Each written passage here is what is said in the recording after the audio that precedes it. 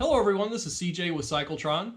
Today I'd like to talk about Harley Davidson's 2020 fourth quarter earnings call. It's going to be a week from today, see what that might look like, and also try and forecast some details associated with their Hardwire plan, their upcoming 5-year strategic plan. So let's get started.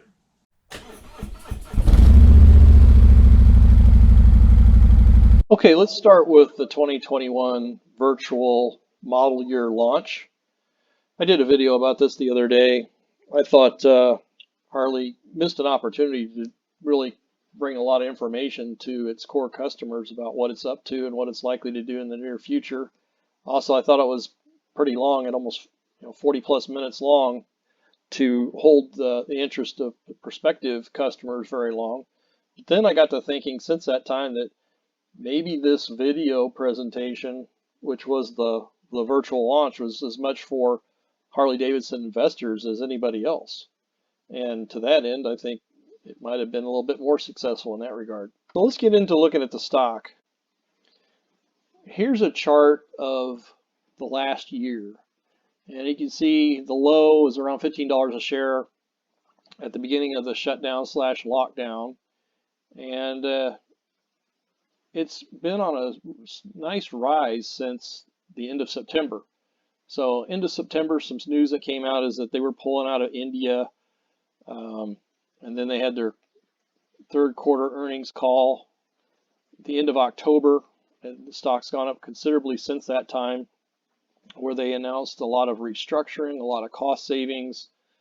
They confirmed that they were pulling out of about 40 global markets. So the stock right now is trading near its 52-week high, around $41 a share right now. Its high was about $42 a share a few days ago. So clearly a lot of support at the $28 level and some resistance around the $40 level. So it'll be interesting to see what this fourth quarter earnings call is going to do for the stock price here in about a week. But certainly Wall Street is very much in favor of this new CEO. He enjoys a lot of positive press. I think he's getting a lot of support. Keep in mind, Harley needs to really keep those folks happy because they account for about 50% of the shareholders. And the press has been pretty positive. If you look at the consensus on the stock right now, 8 buy ratings, 9 hold ratings, and no sell ratings, which is unusual. Usually you got a few sell ratings in there. A lot of articles like Harley's turning around. It's a good time to get into the stock. Other people think, yeah, it's had a good run. Maybe you should wait and see for a while, which accounts for the hold recommendations you see. And then a lot of people are expecting some earnings growth here with the next quarter's announcement. So let's look into what's going to likely affect the stock price near term. I mean, the good news is they've launched their 2021 model bikes. Those are hitting showroom floors as we speak. I mentioned there's lots of positive press about the brand. Wall Street seems to really like this new CEO. They're certainly going to give him a chance. Harley built in about $50 million in loan losses for the end of the year.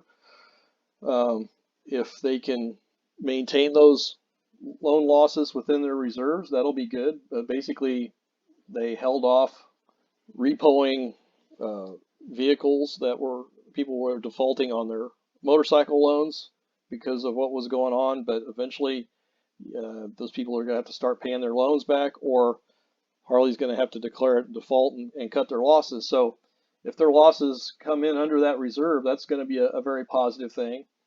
And then also, if they don't have any new or unexpectedly higher restructuring costs, I think a lot of those restructuring costs were already built into the 2020 fiscal year.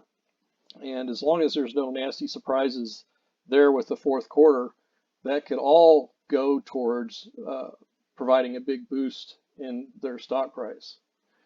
The flip side would be if there's any more bad news to come in, or the loan write-offs are greater than expected, But I think by and large, any potential bad news or most of the bad news is already baked into the cake, and people are looking forward either with a wait and see attitude and hold it for a while, or are just outright optimistic that this year is going to be a much better year for Harley Davidson from a profit standpoint. So this really is part of the rewire strategy. Wall Street very much likes what Harley Davidson's management is doing under the rewire strategy. So let's look at what the hardwire strategy is likely to be. So here's some slides from the October third quarter 2020 earnings call, where they go over the key elements of the rewire strategy. And let's compare what they said to what they've actually been doing.